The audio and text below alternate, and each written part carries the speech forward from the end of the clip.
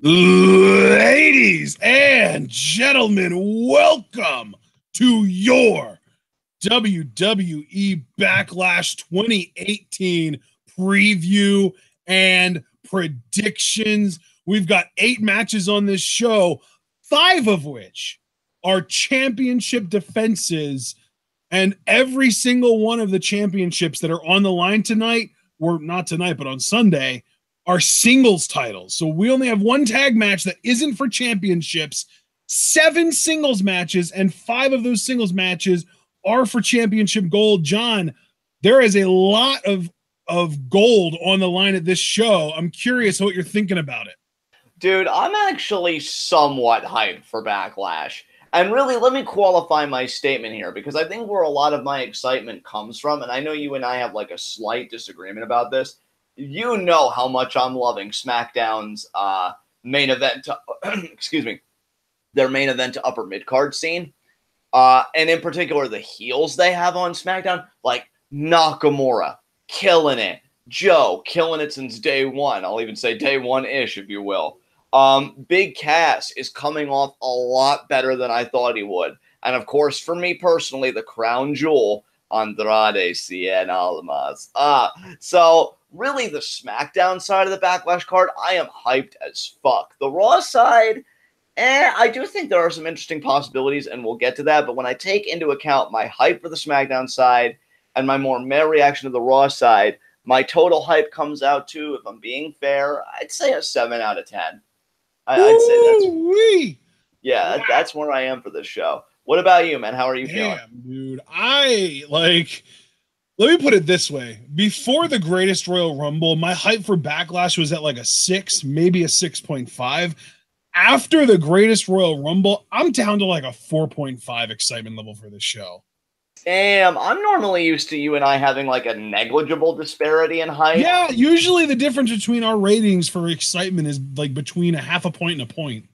Yeah, but like that just really shows like you're just like, man, fuck this show. Which I mean, I think what it really comes down to is immediately after WrestleMania, we had basically 3 straight weeks of good to great WWE programming.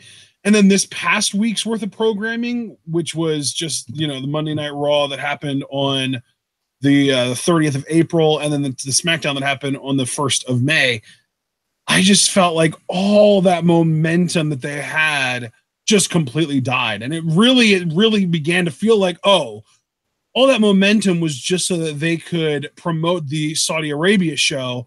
And as soon as the Saudi Arabia show ended, which again was exactly what we thought it was a glorified house show. No titles changed hands. And it was like I said, the crowd home happy thing with Braun winning the Greatest Royal Rumble match. But as soon as that show ended, all of the air was just let out of the WWE balloon that had been collecting there for almost a month at that point for me. And my real excitement for this show just absolutely tanked. And you know what, man? I can't even necessarily say that I blame you. I just think for me, you and I, and again, you just said, like, you and I both knew it was going to be a glorified house show at most. And I will be fair about this, because I even saw the Twitter interaction you had with, I want to say Jarveris, and I definitely know Alex Foster was part of it, this and that. I did think Roman was going to become Universal Champion. I will not front about that. I'm not going to pretend like I was like, that ain't happening. No, I absolutely thought Roman was going to gain the title. I don't know if him not gaining it was a good thing or a bad thing. I'll put it in the category of intriguing, because it could either be really good in that they've moved on to a different candidate, or really bad in that this is an even longer form story than we anticipated, and that just really makes me groan. Which is why I qualified that the SmackDown side has me far more excited, especially because I think AJ Nakamura, especially, for them having this organic growth being a no disqualification match, I do find to be an exciting development. And on the Raw side, there is one guy that I really have to credit. Seth fucking Rollins, to me, has been carrying the show on his back. Like, I love Braun and other acts, don't get me wrong, but like, watching back that Balor-Rollins match, those two guys, and again, emphasis on Seth, really been carrying the Raw brand for me. So, yeah, I'm excited to get into this card whenever you're ready, man. Yeah, I definitely agree that Seth, I won't go as far as to agree with Finn because I have cooled off on Finn, but I would definitely agree with you that Seth has really been a major highlight on Raw. And I would also say that Kevin and Sami have really continued to just find their niche in Raw, on Raw programming. And I like them more on Raw because they don't feel as overexposed as they felt on SmackDown to me. So I think that Sami, Kevin, and then also Rollins have really been the highlight of Raw to me. And SmackDown, like you made the point earlier, the heels on SmackDown have been absolutely great. Joe, Cass, Nakamura, and really, I would also say Carmella and the Iconics. Carmella and the Iconics, The Miz, like, dude, SmackDown has heels on lock to me. It really does. I'm a big heel guy. And the thing is, like, you already know, I just kind of got done talking about how I'm not excited for this show, but that doesn't mean that there aren't any matches I'm excited for. There are 3 matches on this show that I am legitimately excited about, and I will get excited when we get to talk about those. But there are just so many matches that it's not even like I'm dreading the match, like, oh, this match is going to suck, or because I don't really care about match quality that much. Like, you never really hear me, like, I'm not that guy who will get up here and be like, guys, you need to listen here. These 2 guys need to face each other because it'd be a 5-star match. That's not me. I am very much more about the story and kind of following individuals throughout their careers to see where they start and where they end up and that kind of stuff. But as far as the actual matches go, yeah, there are 3 matches on this card that I am looking forward to. One match that I'm just absolutely dreading, both the match itself and the result. And then another match that I'm just probably going to focus more on chat than anything because it's going to bore the hell out of me because it's a match that would have been better in like 2007. Interesting. All right, let's get to it. I'm hyped. Let's do it. All right, let's get to our 3 non-title matches, and we'll start with the one that means literally nothing because it's a tag team match that's already happened on Raw. Braun Strowman and Bobby Lashley versus Kevin Owens and Sami Zayn. I'm just going to pull the Band-Aid off immediately. I think that Strowman and Lashley have been portrayed as consistently the stronger team, and I don't see any reason as to why their momentum would stop now, so I'm just going to pick them to win. See, now, here's where I start on my bullshit in record time. Okay. Because here's the thing, nothing you just said is wrong on any metric, right? And I just want to publicly acknowledge this fact. But to me, right, here's my logic. Because in a way, we've already seen this match twice. Granted, the last time was a 6-man match with Roman on the one side, and I think Jinder was on the other side. But we've really seen this match twice, and both times the dominant team prevailed, to your point. I don't think you should do the same thing on a pay-per-view unless either A, you're just going to do a different outcome, or B, I mean, yeah, a different outcome, but more so because of something of narrative significance. And it's funny because when I was reading like other people's preview predictions and like getting other people's thoughts on the pay-per-view, one thing I came across was a lot of people seem to be under the idea that Lashley's going to turn heel, so that he can have something to stand out and have more of a presence on the Raw roster because it is a crowded scene right now. And they want something that really makes Lashley distinct from the rest of the pack as like this powerhouse heel since Braun is now a face. I'm going to be honest with you though, dude, even if Lashley does turn heel by like dropping off the apron, because here's the thing, if Lashley turns heel by attacking Strowman, the ref would probably call for the bell and disqualify somebody. I don't know. Maybe you would just throw. I don't think so though, because we've seen that before, where like a partner will like physically attack another. But that's not. I don't think that's what Lashley would do though. I think Lashley would probably just drop off the apron and walk out, right? I mean, probably, or he could like, because I don't even know what his finisher is. I don't know if it's that stalling suplex. If it is, yeah, that's people have been wondering if he's going to bring back the Dominator or if that stalling vertical is just his finisher now. It would be so weird if he didn't bring back the Dominator because that's his nickname on commentary. You've heard it too, right? Like. Yeah, so I don't know. But, like, you know what, dude? Again, I'll acknowledge that I'm on my bullshit on record time. I wouldn't blame you if you dragged me or Chad dragged me. But, like, I never even really got to finish. I feel like if Lashley just dropped off the apron and walked away as a heel turn, I still would pick Strowman to win a handicap match against Owens and Zayn. See, but I don't think it's going to be just that, though. I think Lashley's going to manhandle Braun because he's a babyface and going to want some sympathy. And then Kevin and Sami working together. Like, knowing that it's Braun, and I still think about his chamber performance, it'll probably be whatever Lashley does to him, whether it's like a spear or even a suplex or whatever, haluva kick from Zayn, and then like a double team power bomb, because I just can't imagine that Kevin could do the pop-up by himself, or maybe he could, and that would be a sick-ass visual. And then that would be the win. So I'm actually going to go with Kevin and Sami only because, again, my logic is we've seen this match more or less twice on TV. To me, now, again, I'm not in the room. I don't have that kind of power, but I wouldn't do a match like that again on a pay-per-view unless there was some kind of twist to follow. So you know what, dude? You're giving me an idea. I have an idea of what I want this card to be, and to me, like the best case scenario coming out of this card. And then I also have an idea of what I think is going to happen, which it really isn't quite worst case scenario, but it might as fucking well be. So here's what I want to do. Every match that we talk about, I want to tell you what I want to happen and what would happen on like best case scenario, my ideal card. And then I'll do an actual official prediction for what I think is going to happen. Here, I hope you're right. If it was up to me, Kevin Owens and Sami Zayn would pick up a win, not even necessarily because Lashley would turn heel, just because they would just beat Lashley. Like Lashley would be the one to eat the pin, and then maybe even post-match Strowman would go after him, chase him off, and they would run up the ramp like cowards. Like that, to me, is best case scenario. Worst case scenario, and also what I'm picking is just fucking the same thing we already saw on Raw. Strowman and Lashley win clean, no big deal.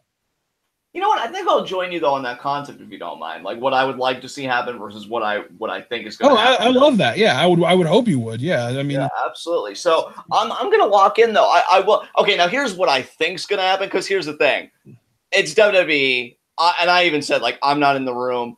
So God, that's hard though. Because I mean, I really do love. The more I pondered it, the more I'm like, yeah, heel turn is just what Lashley needs. Because I will say this, I never watched any footage of him as a heel on Impact, but I saw like a lot of people that are fans of Impact say that Lashley as a heel was actually a really good run for him. And now I'm kind of curious, my curiosity's peaked. See, but immediately I feel a disconnect because if you're a fan of Impact, you and I clearly have very different tastes. So you might like Lashley, but you also like Impact. So maybe we just don't agree on things, Right, and that very well could be. So I'm curious what these Impact fans have saw that I have not, because I only read like the written recaps. So see, my conservative temperament's just like go with the dominant team. But again, like you're doing this for more or less a third time on pay-per-view. So no, I'm going to say what I think will happen and what I want to happen will be the same thing in this case. There is no disparity. Kevin and Sami win via Lashley heel turn. So there you go. All right. Next, then, let's talk about Daniel Bryan versus Big Cass. This has been getting built almost exclusively through Big Cass's promos, which he's done a very good job at. Thankfully, he has dropped the Brooklyn accent. He doesn't talk like he's slow anymore. He really is more eloquent. And I think that Cass might be one of the contenders for most improved 2018 for that reason alone. I'm looking forward to this match. This is one of the 3 matches I was looking forward to. I hope that Daniel Bryan wins on his way to the main event and being a challenger for the world title. And I also do predict that will happen. So you're picking Bryan to win, and then he ascends back to the main event scene. Correct. Which I'm not going to jump the gun and talk about that scene, but I think I can figure out where both you and I are thinking about that, at least for the moment. The conflict I have, and I'm not going to say it's a massive conflict, like Cass has come across so well to me. But at the same time, I'm like, does he need the win? And here's where I'm coming from with this. I don't think he does. In fact, if I'm being truthful, I think I'd be more concerned about him long term if he did win here, because I'd be genuinely scared that it was too much too fast. Yep. But I do think him being in there with a name, the value of Daniel Bryan in WWE in 2018, which he's maintained his overness, so that name to me still has a great deal of value, is a huge deal. Depending on how the mid-card scene goes, which I won't speak about that till we get to the appropriate time, I would love to see Cass kind of spearhead that section of the hierarchy. Because, again, he's speaking with confidence. He looks the part. He's really committed, and I'm enjoying it. But I think we all know what we want. Are we going to get what we want? That remains to be seen. But I will agree with you on this as well. What I would want to happen and what I think will happen is Bryan is going to win, and it's to set up for bigger and better things for him. But do not be surprised, folks. If Cass stays on SmackDown a full calendar year, don't be surprised if next Backlash, if he's the WWE Championship challenger. I would not be surprised at all if he was the next pet project for these guys. So, yeah, I'll say Bryan to win, but Cass's stock is going to go up as well after all this. So, there you go. Yeah. All right, man. Well, we both picked, I think, wait, you did pick Bryan to win, right? Just to be clear. Yes.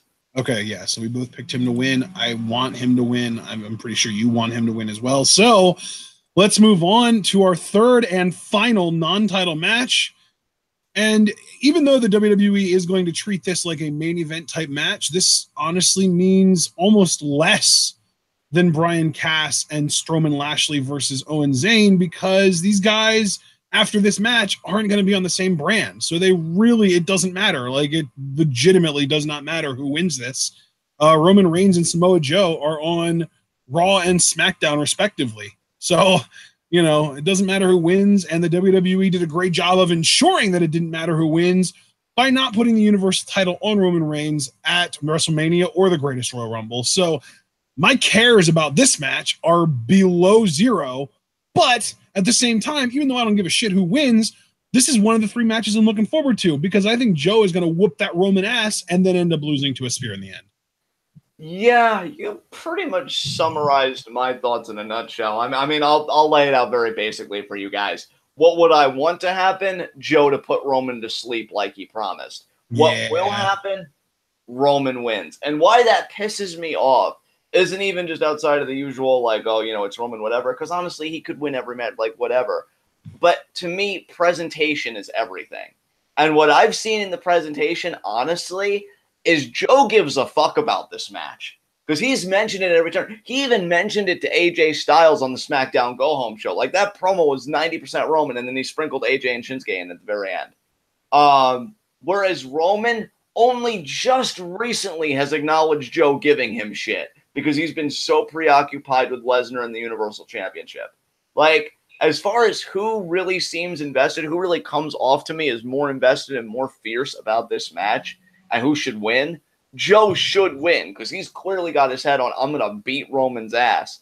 But because Roman lost at Mania, and he lost by some weird bullshit that WWE, wanted to do to get blood from a stone, at Greatest Royal Rumble, he's got to get a win here, because we can't make Roman look vulnerable and human. So Roman's going to fucking win here, and it pisses me off, because I'd love for Joe to have some momentum going into the main event scene, which in my mind, and anybody can fight me on it, is where he belongs on SmackDown Live. But he's going to have to find it another way, and that way may also present itself on this show, but we'll get to that later. But for now, Roman wins, and yes, my feelings are unequivocally irrelevant. So, what's after this? You just quoted Lars Sullivan. I did. I mixed Lars Sullivan and when Reigns was actually entertaining. So, I'm just doing it all today. Yeah, I love it, though. All right, up next, we are going to talk about the two women's championship matches, the two mid-card title matches, and then the WWE title no disqualification match. So start out things with the Carmella versus Charlotte Flair match. Carmella defending the SmackDown Live Women's Championship. What I want to happen, Carmella wins clean. What I think will happen, Charlotte Flair wins despite Iconic's interference. Oh, dude. So let me just clarify here before I go on. I won't say a tangent or a rant, but like my brain vomit, I'll call it, for this match. You're mortified like I am that Charlotte's getting the title back then. Just to really put a fine point I think that the only reason they put the title on Carmella in the first place is because they were genuinely thinking about switching Charlotte over to Raw. And then as soon as the Superstar shakeup happened and Charlotte didn't get drafted to Raw, Charlotte became the incumbent champion. Oh, fuck. Okay. So, guys, here's where I'm coming at with the Charlotte Carmella title match here. And Ashton, you already know where I'm going with this, because we've had plenty of conversations about this in, playing Rocket League. But I don't know if these guys have heard it, so I'm just going to reiterate it. I love the idea of Carmella as champion, because we have a women's division in a way, I'm not saying entirely, but that really is stacked. And some women are definitely presented very well. Case in point, I think Charlotte has amazing presentation and packaging. We've said that multiple times. You've got Charlotte, you've got Iconics, but even keeping it to babyfaces, Charlotte, Becky Lynch, Asuka, even just those 3 women alone make the Carmella title reign worthwhile, because my logic was Carmella is a champion in a sea of challengers that in the ring are better than her. I think even if you gave her the proper presentation, Naomi could even be a part of it, but I do think that would take a bit more work. And I love Naomi, but again, like Becky and Asuka, very technically proficient. Charlotte has this exemplary presentation, what have you. So to me, the beauty of the reign for Carmella is that she's in here with all these people that are better than her where it counts between the ropes, but she always cheats to win. She always finds a way to hold on to the title. That, to me, is what makes a great heel. And I'm like, wow, you could go on such a great run, which is why I'm pissed that Asuka lost the streak, because you know what I wanted for Carmella for so long. I wanted her to end the streak on some bullshit and then have that heat for the rest of her life, the same way Brock was really milking the heat off of ending Undertaker's streak. Didn't happen, whatever. So I'm thinking, you could really make a great heel here, and you could even have her beat Asuka for her second singles loss. And I mean, nothing wrong with being number 2 in that case. Be like, oh yeah, you thought Asuka was going to make quick work of me, and yet I'm still here. And what mortifies me is that WWE doesn't even share the same passion of possibility that you and I do. They don't. Yeah. And that really discomforts me because, to just reiterate your point, because you already made it, I don't think they see a potentially great heel champion, which I should say, too, is doubly a shame because Carmella has been putting her back into this reign for the short time that she's had the title. Like, I have genuinely enjoyed her promos and her energy. Like, she gives a shit, dude. Like, that she's like, I don't know if I'm ever going to be given this ball again. I've got to knock it out. And I don't know if our chat agrees because I know we have a lot of varying opinions, and that's what I love about our chat. But for me, Carmella's doing it for me. I'm enjoying her work. I don't want the run to end. Honestly, I'd be cool with the run ending. I'd even say SummerSlam. SummerSlam. Maybe. What was that? I agreed with you. I said SummerSlam while you were saying SummerSlam. So yeah, but then I also added I still think SummerSlam's too soon. So either SummerSlam at minimum. Or to be fair, SummerSlam is a good 3+ months away. That is true. You know what? I would go just one more month though for Max. I'd be cool with Night of Champions in September. They're still doing that anyway. But anyway, I just feel like the women's division is so face heavy. It would really like. I don't want Carmella's title reign to start to feel like Jinder's title reign, where she's just fending off everybody, even when it doesn't make sense for her to continue doing it anymore. Yeah, I just really don't think, again, to reiterate your point, that WWE sees a great heel champion, which they could really use in that division. And if Carmella can't do it, I sure as fuck hope the Iconics can. And it's what we wanted in NXT. The NXT mission now becomes the SmackDown mission, as far as I'm concerned. I think they just see a stepping stone for Charlotte to become, if I'm not mistaken, I mean, you are the fact check guy, but if I heard correctly, a 7-time women's champion. Like, Jesus Christ. So yeah, what I want to happen, Carmella retains and has a great heel run that I think for years to come will be so underappreciated by people because I'm loving her energy and enthusiasm. What I think will happen, LOL, Charlotte wins. And I hate it. I hate it. Bingo. Next. Well, up next is the other women's championship match, Nia Jax versus Alexa Bliss. Nia is the defending champion here, and this one is a lot more difficult for me to pick. If I had to choose who I want to win, it would be Nia Jax because I want Sasha to turn heel and beat her for the title. But if I'm going with who I think is going to win, it's tougher because this is, like I said, this is a tougher one for me to pick than the SmackDown Women's title because this SmackDown Women's title has, Charlotte involved. So she's just an easy, obviously she's winning pretty much every time. I guess I'll just go with Nia to retain. From a pure entertainment standpoint, I do prefer Alexa Bliss as a performer. But ideally, I want Sasha Banks to be champion, so her most likely opponent. You know what? No. So they're not turning Sasha anyway, so let's just say, best case scenario, heel Alexa wins the title back, face Sasha, beats her for it, and then Sasha turns heel as champion to retain it, which is what I wanted to happen this year at Mania, god damn it. Oh, brother, you're still trying so hard. I love you for that. I know, right? No, I do. Like, I don't even want to, I'm not even trying to be a dick. Like, I really admire that you're still out here trying. Because I'm just so yeah. My official pick is Nia, but my want pick is Alexa. Brother, I gotta tell you, man, this is the I hate my life match of Backlash for me, which may surprise some people because you'd think it would be Roman and Joe, but I'm so numb because they beat me down to it. And it's the same way with Charlotte. Like, I don't even know what happiness is when it comes to those two because it just gets sucked up by them every chance they get. With this, though, like, I am in such a frustrating fucking place because I've enjoyed Alexa's work on this side of the feud. I mean, again, I know people disagree, but I thought Moment of Bliss was fucking hilarious. I've enjoyed both of them. It's a teacup. Like, so good. Nia, I can't. What was that? You sit in it.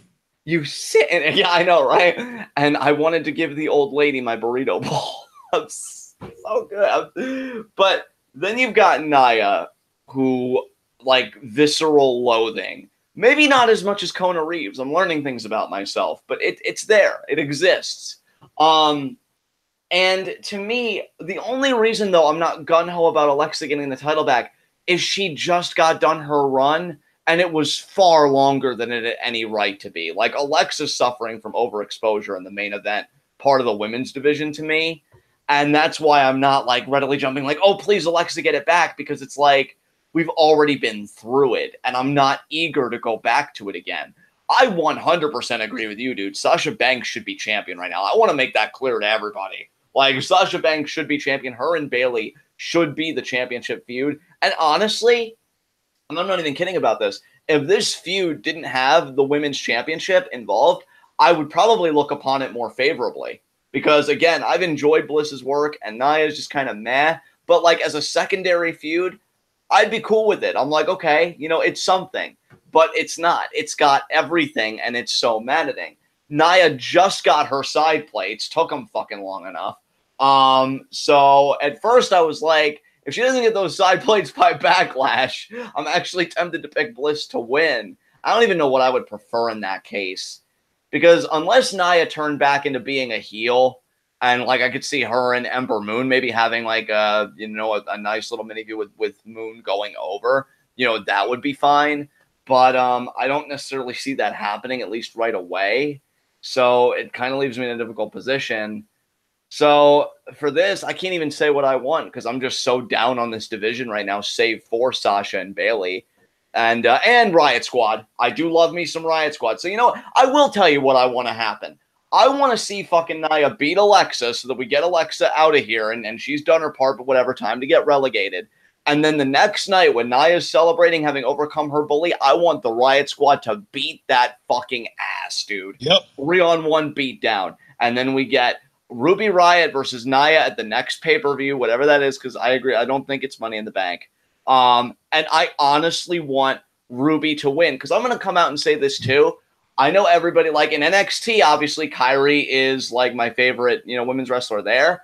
But on the main roster, I think Ruby Riott might have taken that spot because between her match with Charlotte and dude, Money in the Bank is next.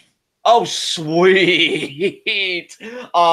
But I think between her match with Charlotte at Fastlane and the match that she had with Charlotte this past Monday, like Ruby's fucking awesome. And I love the Riot Squad. I want her to be champion. And then Ember could beat Ruby for it. Like that would honestly be, and I know we got to get Sasha in there, but maybe I would just work in a different way. I don't know. But I do want Ruby to be Raw Women's Champion at Nia's expense. So there you go. I'm going to pick Nia to win both what I want to happen, what I think will happen. But with what I want, I have to put the heavy qualifier of I want Ruby to be the one to take it off of her. Whereas what I think will happen, who even knows with this women's division? So we'll see. It's actually interesting. The way that you kind of went over that made me almost realize the Raw women's division is kind of similar to the SmackDown men's singles division in that there are very few compelling faces, but there are a load of potentially good heels. And really, I use the qualifier potentially in there because I'm still waiting for Sasha's heel turn, but we already have heel Alexa. We already have Riot Squad. I appreciate both of those acts, and I obviously want Sasha to turn. And with such a small roster, that really 2 or 3 really compelling heels is all you need. Yeah, absolutely. I definitely agree with you there, man, for sure. All right, man. Well, my official prediction is Nia to retain, although from a pure entertainment standpoint, I would prefer Alexa Bliss so that we can get the Alexa-Sasha feud and Sasha can finally take the title off of her for good. But yeah, official prediction, Nia to retain, and we can move on. Jeff Hardy versus Randy Orton. Yeah, dude, I gotta be honest. I feel like the mid-card title matches on both ends are a bit more intriguing, but again, I want to rein it in and I want to be realistic. But why is this intriguing though? I'm and especially Rollins Miz, knowing that there's no possible way that the US title can end up back on Raw. I mean, we'll get to that. We'll get to that. But with this, like, I've already told you what I think the story is, because we have to look at all the elements. There's been Shelton Benjamin, Jeff Hardy, Randy Orton, and then Miz technically got added with the tag match, but he's still busy with the IC title. So let's just keep it to Orton, Benjamin, and Jeff for now. And you had Jeff beat Benjamin, Benjamin beat Orton, and then I told you that I felt like we were going to get a situation where everybody beats everybody. So to me, I'm going to go with Randy Orton beats Jeff Hardy and becomes a 2-time U.S. champion. That is my official prediction. What I want to see happen, I mean, more broadly, I want to see Randy Orton give a shit. But I mean, more broadly, I don't want to see this match. This is the match that I was telling you about that I was just like, oh, yeah, this match is going to be interesting while I watch chat. Yeah, dude. Like, I'm not even trying to be Johnny Scumbag when I say this. Watching Jeff Hardy has become sad. Right? Like, dude, it takes him like 10 seconds to climb the ropes to do the whisper in the wind. I remember when he used to do it with such fluidity and just like bam, you know, and it really was like a cool looking thing. But with how like slow it is, it takes all the magic and the beauty out of it. I'm like, oh my God, Jeff, stop, please stop. Dude, I'll tell you what, honestly, what I would want to see happen, Randy Orton wins, Andrade attacks him post-match, Andrade Orton's the first feud. Because I don't even necessarily want to... So you're just kicking Shelton Benjamin to the curb. Yeah, that is true. And see, that's what I'm saying, though. Like, this is what I want to happen, because I don't think it's going to happen at all. What I do think is going to happen, I stand by Orton winning, but I think at the next pay-per-view, we're either going to get a triple threat, Orton, Benjamin, Hardy, or we're going to get a fatal four-way with Miz added if the Intercontinental Championship match goes that way. So we shall see, but I am going to pick Orton to regain the United States Championship. Interesting. All right. I'm going to go with the KISS, the KISS method. Keep it simple, stupid. Jeff Hardy retains. I think I have every title, all but two titles being, so really 3 of the 5 I have being retained here. Jeff Hardy is one of them. I already told you Nia. I have Carmella losing the title to Charlotte, and now, yeah, Jeff retains. What I want is for this match to not happen, or at the very least add like Shelton Benjamin and Andrade to it so we can get a 4-way with some interesting shit happening in it. But as of right now, I mean, good God, this is just old, broken down Jeff Hardy versus not giving a shit, slow, boring Randy Orton. And I really, unfortunately, I expect this match to get like 15 minutes, and it's going to be 13 and a half of the most boring minutes that we've seen on WWE in a while, and that other minute and a half is high spots. So you're hyped as hell, man. No, I'm just kidding. But yeah, man, I hear you on that. I understand where you're coming from. Yeah, this match honestly is kind of the opposite of Reigns Joe for me, because Reigns Joe, I don't give a shit who wins, because that like it's really like there are no stakes. But I'm interested in the match. This match, I don't care who wins because I don't care about either performer at all. And I have no interest in the match itself at all. I'd see, I'm pretty much there with you. Like, at least with Joe Reigns, and this is where I will always give, like, Reigns credit. Like, I don't think he's abominable in ring, and I actually think him and Joe have good chemistry in the ring. So I can enjoy the match even when I'm, like, clawing my eyes out at the outcome. Jeff Orton, like, when it was a feud in 2008, 2007 to 2008, I was cool with it, you know, whatever. But, like, again, Jeff, and I don't mean any disrespect. Like it's what happens. Like this is our industry, like really showing itself with Jeff's body. Like the idea that it takes him so long to do a whisper in the wind. Oh God. And Orton just doesn't give a shit again. So like both guys aren't gonna bring it. And yeah, this might actually be the worst match on the card. No kidding. Like, so we'll see. So SmackDown Live is like, hey guys, come see these two 40-year-olds fight, who one of them used to be exciting, but he lost it, and the other one has never been exciting and he didn't get it. And then Raw is just like, oh yeah, well, our Intercontinental Champion is like the single most, exciting / over performer in the company right now. So up next, we've got Seth Rollins versus The Miz.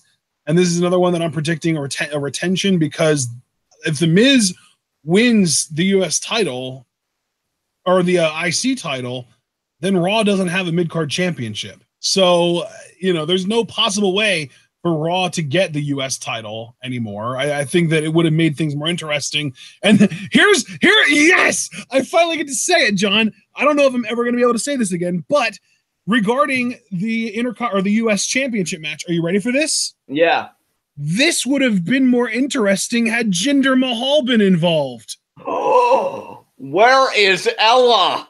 I know, dude. I never thought I'd be able to say that in my life, but I genuinely believe it to be true. Not because he would have made the match better, but because then it would have been like, oh, are we going to switch mid-card titles? Is the Intercontinental title going to go back to SmackDown and the US title going to go back to Raw? That's actually a possible thing that might happen.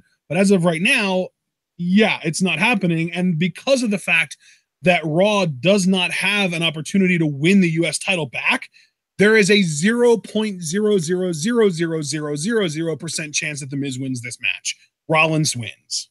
I gotta be truthful with everybody. Before Greatest Royal Rumble, I actually thought to myself, WWE, I think, would have the balls, if Reigns became Universal Champion, to have SmackDown have both mid-card titles so that they could make Roman Reigns the only champion, save for the tag champions, and everybody would have to go for Roman Reigns.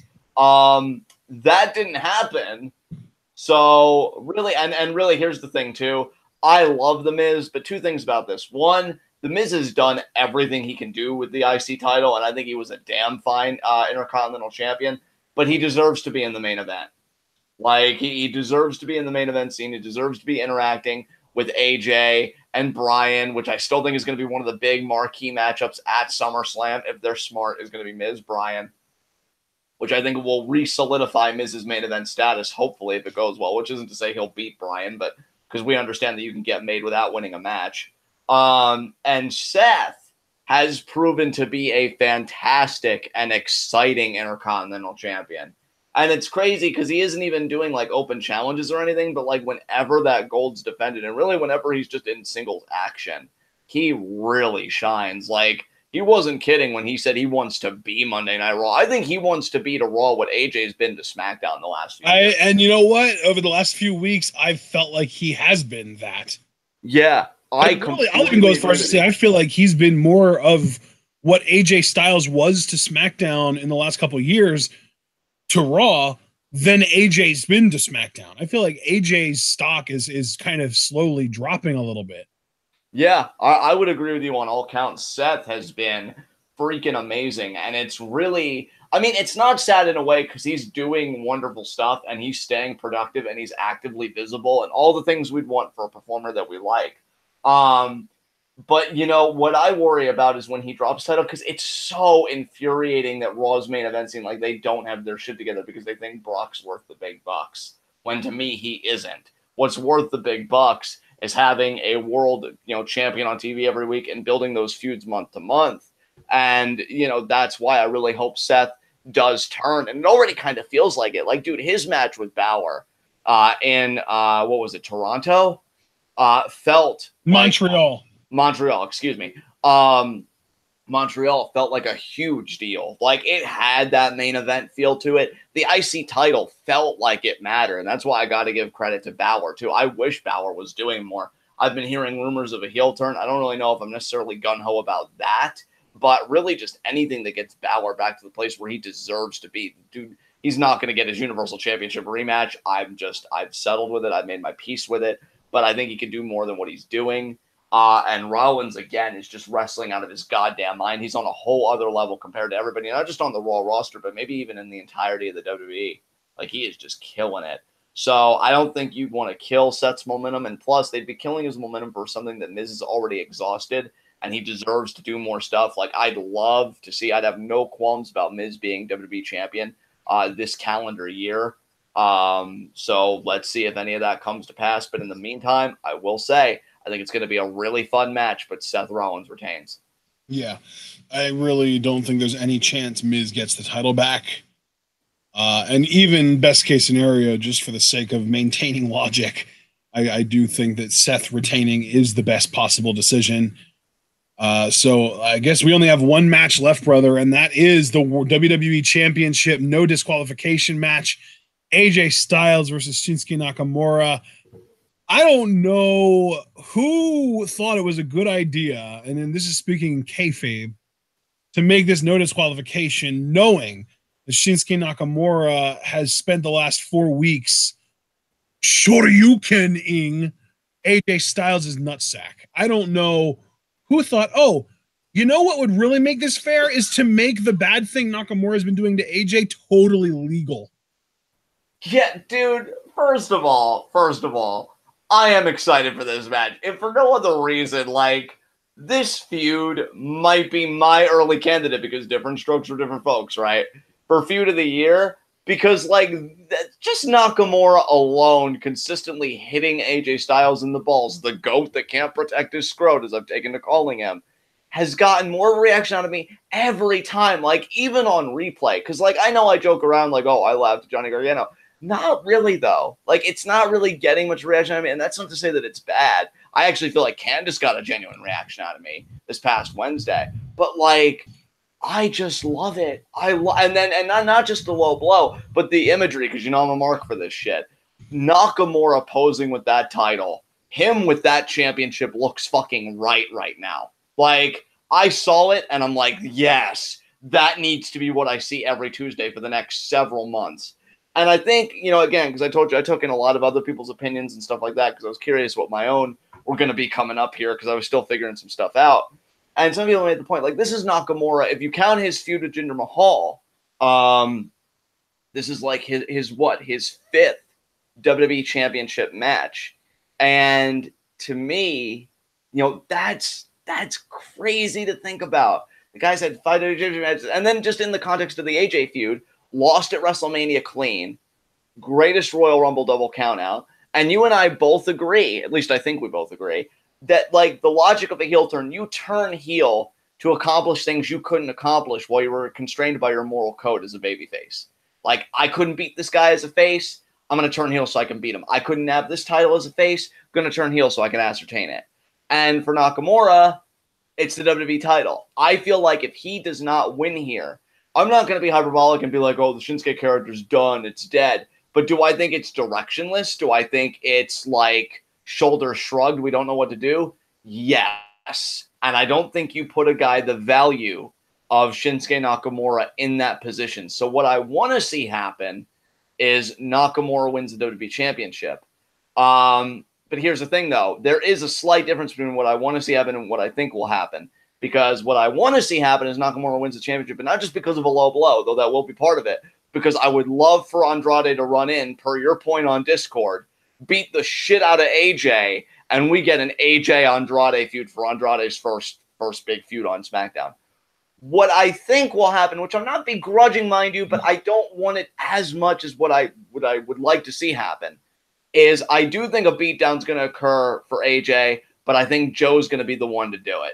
I think Joe is going to beat the shit out of AJ. Nakamura is going to pick up the scraps. And then Nakamura is going to feud, presumably with Bryan, which I think that's where your mind was kind of going earlier when you picked Bryan to win in the big Cass match. Correct.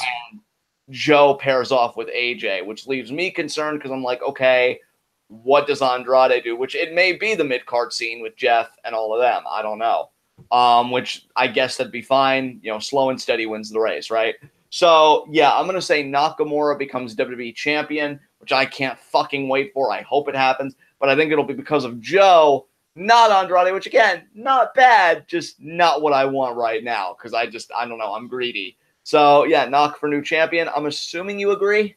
See, I don't think anyone, or let me rephrase that. There's a possibility that a guy like Andrade will interfere in this, but I definitely don't think it'll be Joe, because Joe does have the match earlier on in the night. I just don't think he's going to have like the desire to do anything in this match. You know what I mean? Right. So I will agree that I do think Nakamura will win the title, but I think he's just going to do it the way he's been, and that's just with a fucking low blow. Oh, dude. Which is perfectly legal. That's the thing. Like, maybe AJ goes for the phenomenal forearm, and Nakamura drops to his back and lifts one of his knees up so AJ lands straddling the knee. Yeah, see, dude, like, how bad is AJ going to look, though, if he loses to a low blow again? And yes, Jarvis, look, I'll scratch that itch. He really has become the Vegeta in DBZ Abridged with the whole cooler arc. It's like, he keeps hitting me in the dick. Why? Why does he keep hitting me in the dick? But it's like, I had this conversation with James, who, you know, isn't here, but James, if you go back to hear this, I love you, bud. And we were talking, and it's like, dude, if AJ doesn't go to Walmart and shell out $12 fucking for a cup, he doesn't deserve to be WWE champion. And you know what? I agree. Like, if AJ really allows himself to get low blowed again, does he really even deserve to win? Like, I really don't think, dude, that's going to look so bad if he lets himself get low blowed again.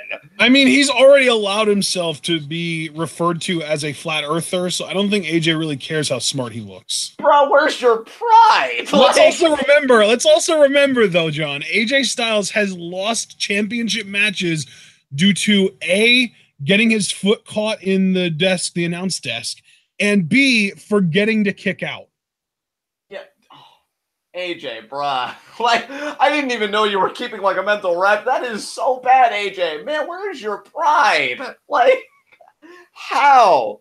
I mean, maybe he really does believe that he's phenomenal and he could survive everything, but I'm sorry. Like, I just want AJ's new gimmick to be, I never see anything coming. Why am I the literal embodiment of Groundhog Day? Because, like, I wanted to be low blows for knock, and then I want Samoa Joe to consistently put AJ to sleep with the coquina clutch. I'm sorry, but like I have enjoyed seeing AJ suffer too much. It's almost Xavier Woods levels, but not quite. But I really think it's getting there. That, like, yeah, you don't deserve to win. You don't deserve to be champion if you keep letting this happen. I mean, I'm not really a big fan of victim blaming at all, you know, outside of wrestling, but in wrestling, oh hell yes, I am on my bullshit. AJ, it's your fault, and take stock for it. So, yeah, if he can't protect his scrot, he doesn't deserve to be WWE champion, and I look very much forward to the reign of Nakamura. Quite frankly, I hope that there's a spot where Nakamura goes for a low blow and then sells his arm like his arm hurts, and then AJ, in all of his wisdom, to show the crowd what just happened, pulls the cup out. And he's like, see, I'm smart, guys. And then Nakamura hits him with a low blow with the other arm. I think James even said something similar when we were talking about it. He's like, how funny would it be if AJ wore a cup, he pulls it out just to pressure Nakamura, and then Nakamura goes right in for it again. Yes. Dude, it goes from a WWE title match to the best submission to America's Funniest Home Videos that never happened. Like, if that happens, oh my God. It's taking my Funniest Moment of the Year award. It'll solidify that this was my feud of the year. It will get all the awards from me, and I don't give one iota of a fuck, just like AJ doesn't have a single sperm left after this feud. So, yeah, Nakamura to win, hopefully with a low blow in Kinshasa, because I could not imagine this ending any other way. Yeah, absolutely. Oh, my God. Oh, man. So this has been a lot of fun. Let's just go over our predictions one more time. Do you have the video pulled up in a tab that you can see the card so that you can remind us all of your predictions? Yeah, I do. All right, I'm going to go over mine just one more time to remind everybody my exact predictions. I am predicting Strowman and Lashley to win. Bryan defeats Big Cass. Roman beats Joe. Charlotte wins the title despite Iconics interference. Nia retains. Hardy retains. Rollins retains. Nakamura wins the WWE title. And I would pretty much copy paste with only 2 adjustments. I think Kevin Owens and Sami Zayn are going to beat Strowman and Lashley via Lashley heel turn. And I do believe that Randy Orton's going to beat Jeff Hardy to become a 2-time United States champion. All right. That makes everything nice and simple. We summed it up. We kept it succinct. And I think that's about all we've got for you guys today. So, John, any final thoughts before we close this out? Nah, brother, but thanks to you and thanks to our chat, I'm even more hyped for Backlash. I'll bump it up a solid point, so now I think I'm at an 8 out of 10. I'm really curious. I'll bump it up a solid half a point, so I'm up to a 5 now. Yay, progress! And not the British promotion kind, even though that's fucking wonderful too. But really, dude, like, and I think you're the same as me because we were just talking before we're going live. For me, even though I am hyper Backlash, make no mistake, I see it for what it is. This is a pit stop for my favorite pay-per-view of the year, Money in the Bank, baby. I can't wait. I can't wait. I'm really curious what the field's going to be for the ladder matches or ladder match. It might just be one this year, and not counting the women. So I'm saying, like, it could be 2 for men, 2 for women, so 4. No, see, I'm expecting there to be 1 men's match and 1 women's match. And see, I'm expecting the same. And if that's the case, really on both sides, I hope Sasha would win the briefcase this year for the women's side. The men's side, though, with the debates that I want to say Jarvis, Dominique, and I know Asia's been like disagreeing with me because, you know, I want Andrade. She wants Miz. I think Dominique wants Elias. And I think you're kind of there too. I know some people have been like, oh, this guy. It is a stacked field. You know what? I think they're going to use the Money in the Bank briefcases this year to have individuals switch brands. So I'm going to predict Charlotte wins the women's one and Drew McIntyre wins the men's one. All right. I like it. I see Drew cashing in on the SmackDown champion, who at the time would ideally be Daniel Bryan, because yes. Oh, dude. You know what? I'm just going to say, because we don't know the field yet, which is why when we do formal Money in the Bank preview predictions, I know we may be giving radically different answers, or we may not. But I will say, you know, I want Andrade to be Mr. Money in the Bank. I do a campaign every fucking year. It's almost become a tradition, you know, so that I can give a little bit of my pride each year. God, I'm sorry, John. I'm so sorry. I know. But Andrade, we got to remember though, the original was Kevin Owens for Money in the Bank 2015. Yes, never forget. We were so close too. But no, Andrade is my campaign for this year. Andrade for Money in the Bank 2018. So I will pick him for the men. But I will say though, can I just say one thing? If I can't have my campaign, I love your idea of Drew, and you know what? I'm really digging the idea of Elias with that briefcase too. So Elias would be like my third guy in there, because the more I think about him with it, the more it just feels right. And for me, for the women, Sasha or Becky, like that's it. Or maybe if you want to go with a heel, Ruby Riott, definitely, because with that squad in the briefcase, like one of those 3 women needs to win the women's Money in the Bank this year for me, and anybody else, it's just non-negotiable. So that's where I am with that. But I'm really excited for what the fields are going to be, and I will also put as an addendum just for like early Money in the Bank talk. I hope we do qualifying matches, and I hope the field just isn't set on some bullshit. I love like watching it all come together. So I hope we get qualifying matches. I hope you're right, bud, but I am not holding my breath. Oh, I'm not holding my breath either, for the record. I just think, like, I hate when they're so lazy and being like, oh, here are the competitors that are here because reasons. No, let me see them earn it. That's part of the story. Let me see it. So, yeah, I'm just excited. I'm always like a kid when it comes to Money in the Bank, and I have no idea why. I really should be smarter about these things, but I'm me, so obviously that's not going to happen. So I'm excited for that, but we got to get through Backlash. Can't wait to see all you guys for our live reactions on Sunday for that. And I think that is our next recording, right? We've got nothing between this and live reactions to Backlash. That is correct. Our next recording is live reactions to Backlash on Sunday, and then we'll be back with live reactions to Progress Chapter 15 on Tuesday, NXT Wednesday. And actually, now that I think about it, Monday we're going to be doing live reactions to Day 2 of New Japan's Wrestling Dontaku show that just happened, or not that just happened, it's happening tonight into tomorrow. So we actually have 4 straight days of content: Sunday, Monday, Tuesday, and Wednesday. Oh, wow. That's insane. But of course, that's the TWitWoW way, baby. The workhorses of the YWC for a reason, guys. Remember to share this video and this channel with all your wrestling fan friends and let them in on the best kept secret in the YWC. Absolutely. And yeah, thank you guys for joining us. And I'll just let you finish out the rest, Ashton.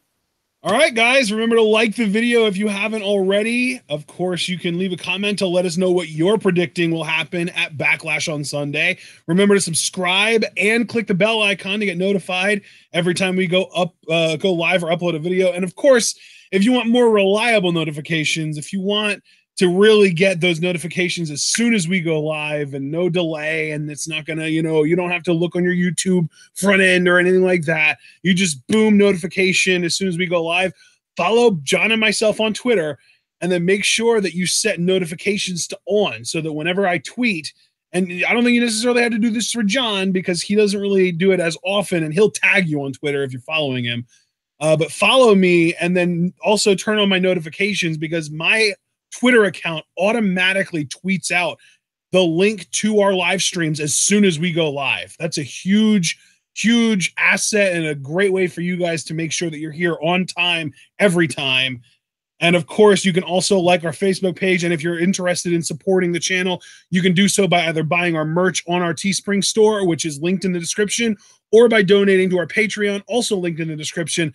$3 a month gets you access to the official TWitWoW patron Discord, and will accumulate over time and allow you to request live reactions to wrestling shows of your choosing, as well as accumulating in our community goal, and allow us to continue live reacting to progress every week of every month. We hope that you guys enjoyed this preview and predictions. We hope that Backlash is better than it looks.